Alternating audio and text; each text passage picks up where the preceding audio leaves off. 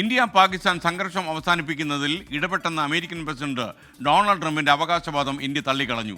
സംഘർഷം അവസാനിപ്പിക്കാൻ പാകിസ്ഥാൻ നേരിട്ട് അഭ്യർത്ഥിച്ചതാണെന്ന് ഇന്ത്യ വ്യക്തമാക്കി. ഉടൻ തന്നെ ക്യാമ്പുകൾ അടച്ചുപൂട്ടി ഭീകരരെ ഇന്ത്യക്ക് കൈമാറണമെന്ന് ഇന്ത്യൻ പ്രതിനിധി പെറ്റൽ ഗലോട്ട് ആവശ്യപ്പെട്ടു. ബൽറാം നെടുങ്ങാടി ഈ വിവരങ്ങളുമായി ചേരുകയാണ് ഡൽഹിയിൽ നിന്ന്. ബൽറാം, സ്ഥാനത്തും അസ്ഥാനത്തും ഞാനാണ് യുദ്ധം അവസാനിപ്പിച്ചത്, 7 യുദ്ധങ്ങൾ ഞാൻ ഒറ്റയടിക്ക് അവസാനിപ്പിച്ചതാണ്, എനിക്കൊരു നോബൽ പ്രൈസ് തരൂ എന്ന് പറഞ്ഞ് നടക്കുന്ന ഒരു അമേരിക്കൻ പ്രസിഡന്റ്, അദ്ദേഹത്തിൻ്റെ തൊഴിൽ കൈയിട്ട് നടക്കാൻ ഇന്ത്യക്കെതിരെ ആഞ്ഞടിക്കാൻ പറ്റുമോ അന്വേഷിച്ച് നടക്കുന്ന പാകിസ്ഥാൻ, ഇവയ്ക്ക് നടുവിൽ നമ്മുടെ ജനങ്ങളും പറയും. Very good morning S K N സൂചിപ്പിച്ച പോലെ തന്നെ US president Donald Trump India Pak യുദ്ധം അവസാനിപ്പിക്കാൻ തൻ്റെ ഇടപെടൽ നിർണായകമായി എന്നും താനാണ് 2 രാജ്യങ്ങളോടും സംസാരിച്ചത് എന്നും 30-ലേറെ തവണ ഇതിനകം തന്നെ അവകാശപ്പെട്ട് കഴിഞ്ഞിട്ടുണ്ട്. ഇതടക്കം 7 യുദ്ധങ്ങൾ താൻ അവസാനിപ്പിച്ചു എന്നാണ് അദ്ദേഹത്തിൻ്റെ അവകാശവാദം. എന്നാൽ UN പൊതുസഭയിൽ ന്യൂയോർക്കിൽ വെച്ച് തന്നെ ഇന്ത്യൻ നയതന്ത്ര പ്രതിനിധി ഇക്കാര്യം തള്ളിയിരിക്കുന്നു എന്നുള്ളത് ഏറെ ശ്രദ്ധേയമാണ്.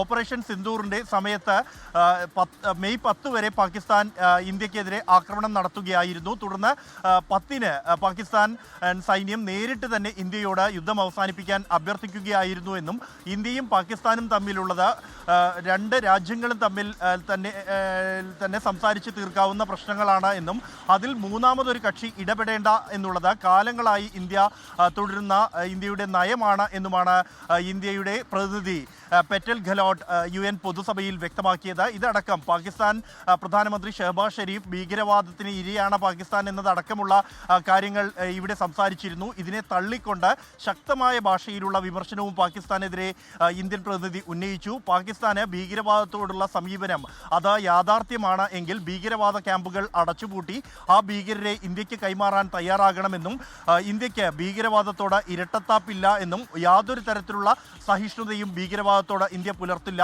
എന്നാൽ ഭീകരവാദത്തെ മഹത്വവൽക്കരിക്കുന്നത് പാകിസ്ഥാന്റെ വിദേശ നയത്തിന്റെ കേന്ദ്ര ബിന്ദുവാണ് എന്നും പഹൽഗാം ഭീകരാക്രമണത്തിന് ഉത്തരവാദികളായ റെസിസ്റ്റന്റ് ഫ്രണ്ടിനെ സംരക്ഷിക്കാൻ UN രക്ഷാസമിതിയിൽ പാകിസ്ഥാൻ ശ്രമിച്ചു എന്നും ഇന്ത്യൻ പ്രതിനിധി ആരോപിച്ചു. ഭീകരതയെ കയറ്റുമതി ചെയ്യുന്നത് പാകിസ്ഥാന്റെ പാരമ്പര്യമാണ് എന്നും ഒസാമ ബിൻ ലാദനെ സംരക്ഷിച്ചത് പാകിസ്ഥാനാണ്. അതേസമയം ഭീകരവാദത്തോടുള്ള പോരാട്ടത്തിൽ തോൾ ചേർന്ന് നിന്നുകൊണ്ടാണ് ഒസാമ ബിൻ ലാദന് പാകിസ്ഥാൻ സംരക്ഷണം ഒരുക്കിയത് എന്നും ഇന്ത്യൻ പ്രതിനിധി വ്യക്തമാക്കി. ഭീകരതയ്ക്കെതിരായ യുദ്ധത്തിൽ പങ്കാളിയാണെന്ന് പാകിസ്ഥാൻ അവകാശപ്പെടുമ്പോഴും ഭീകരവാദത്തെ മറ്റ് രാജ്യങ്ങളിലേക്ക് കയറ്റുമതി ചെയ്യുന്നതാണ് പാകിസ്ഥാന്റെ പതിവ് എന്നും ഇന്ത്യൻ പ്രതിനിധി വ്യക്തമാക്കിയിട്ടുണ്ട്.